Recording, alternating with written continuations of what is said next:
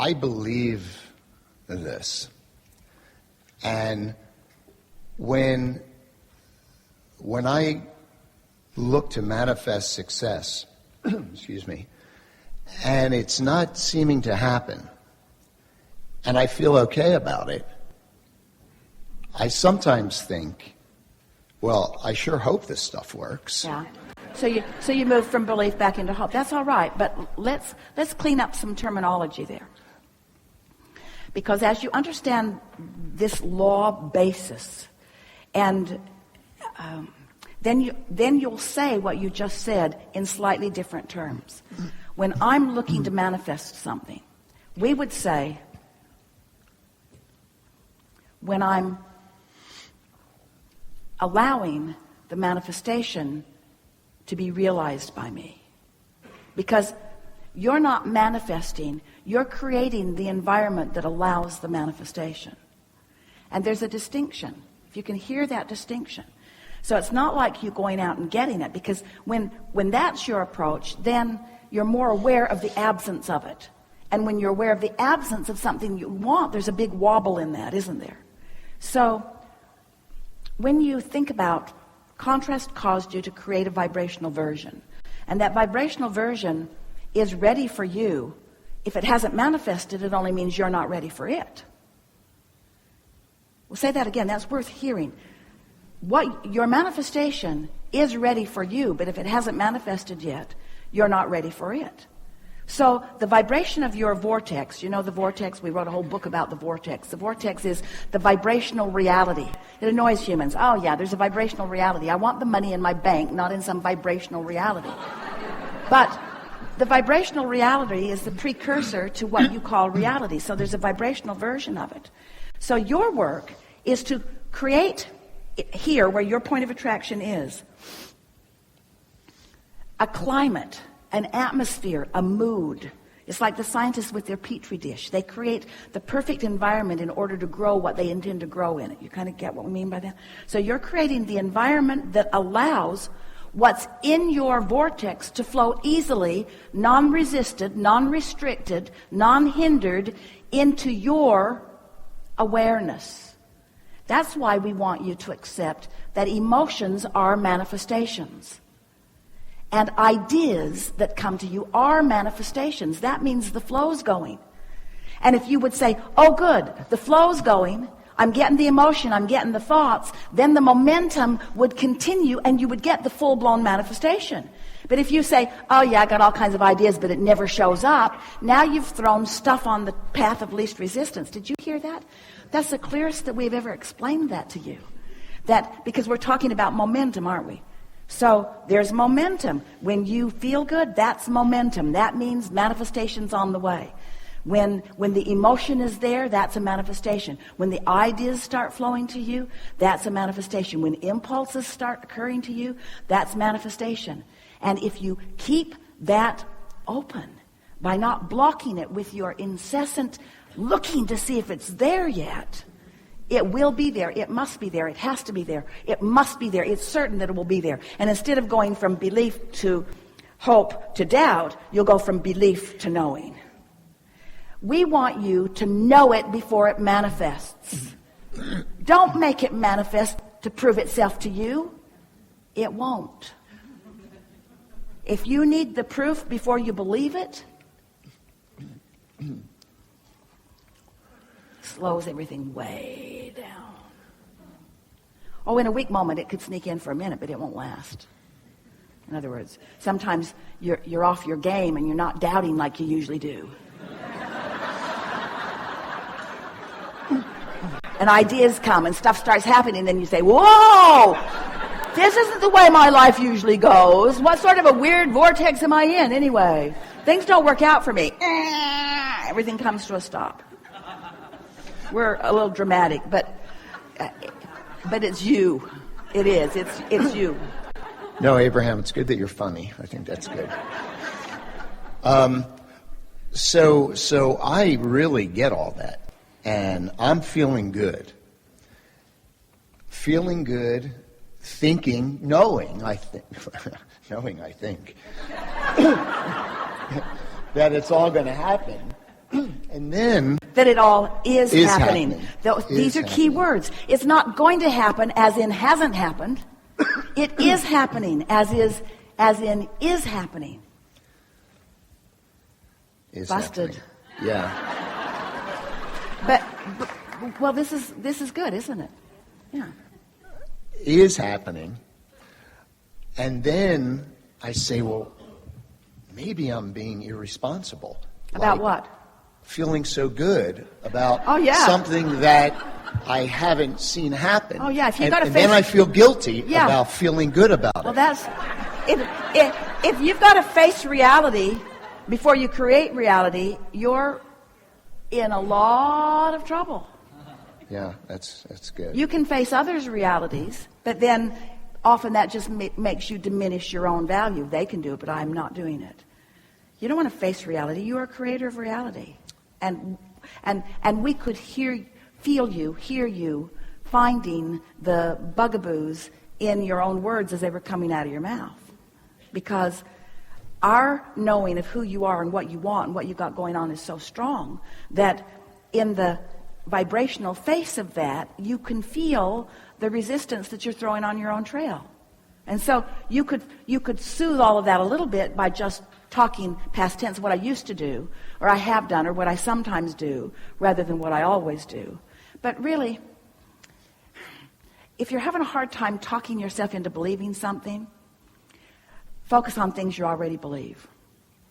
Because this is not an exercise in challenging beliefs until they go away. Because you can't challenge a belief and make it go away. Because when you challenge it, it gets more momentum. Ooh, did you hear that? Esther had a dream the other night where she literally wrestled someone to the ground and killed them.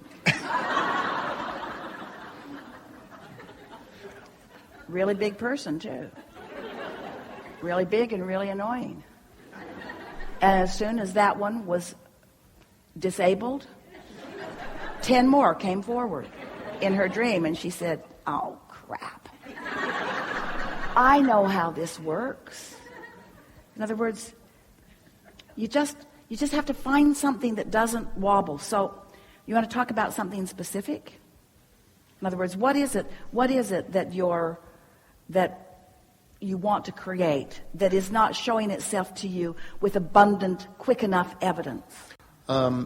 Success in my job and getting back to the incredible success I had, which I'm not seeing. All right, so that's interesting, isn't it? So anybody else relate to that? I remember it better than it is now. That's a little uncomfortable, isn't it? Mm-hmm. So, knowing what you now know, and even thinking about what we've just activated here in these few minutes that we've been together, can you explain to us, just sort of in general terms, what you now know you had going on that was at the basis of that success? Can you find any? In other words, did you feel secure? Yes. Were you interested in what you were doing? Yes. Did you feel an eagerness about it? Yes.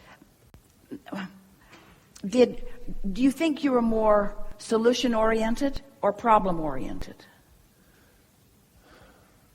Maybe problem-oriented. Then? Did you believe once you identified something that needed to be done that you could do it? Yes. So there was that the problems were more like questions that you were looking for answers, mm-hmm. and there was exhilaration in finding the answers. Mm-hmm. Do you think that you just generally felt more secure? Yes. Yes. And this is the big question. This is the thing that we really want all of you to consider.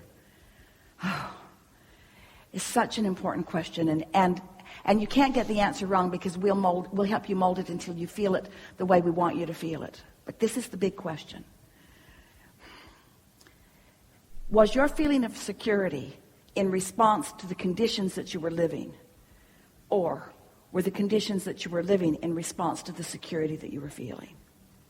Because you see, that's the thing about trying to remember things from the past.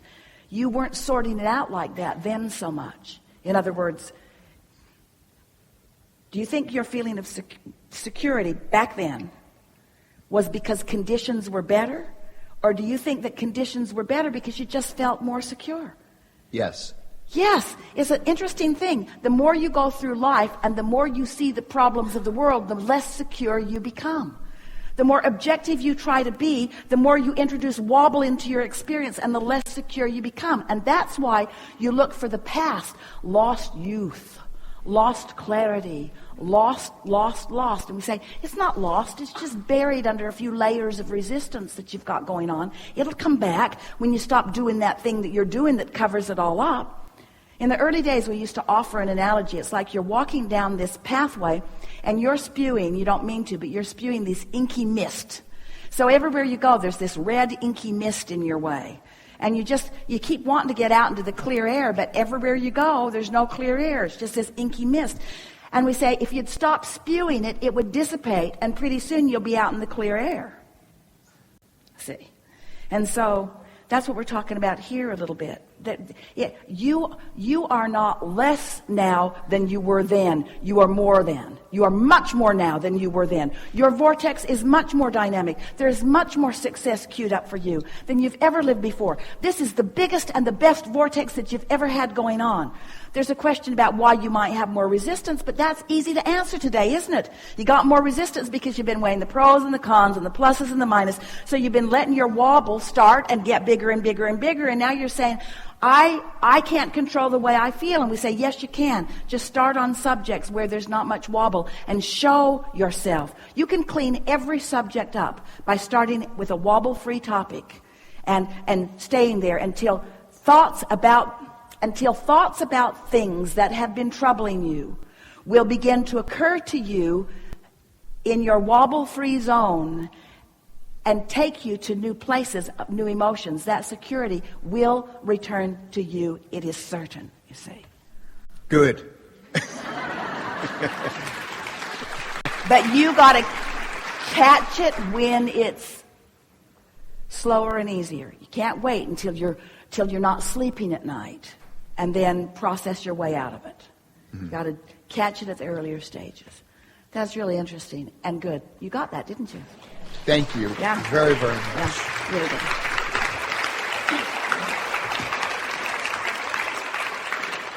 We have enjoyed this interaction. We're glad that we came together and for a while that we became one. We want to express our appreciation for the details that you bring to the oneness that is all of us. Because in the details of what you are exploring, you add richness to the tapestry that is all that is. We can feel that you are in a different place than you were even at the beginning of this conversation. That you are more solid in your expectation for things to go well for you. Watch for the signs and catch them early and be playful about it, because it doesn't matter how far off course you get. You're never really very far off course. It's easy to bring it back around. So don't be tentative and don't be guarded. Just be playful. Be willing to explore. Let the universe show you the expertise it has on your behalf. Let it show you the details that you've carved out that it remembers. Let law of attraction demonstrate to you what you've got going on vibrationally and then adjust accordingly. There is great love here for you. And as always, we remain stubbornly, infinitely, eternally in your vortex.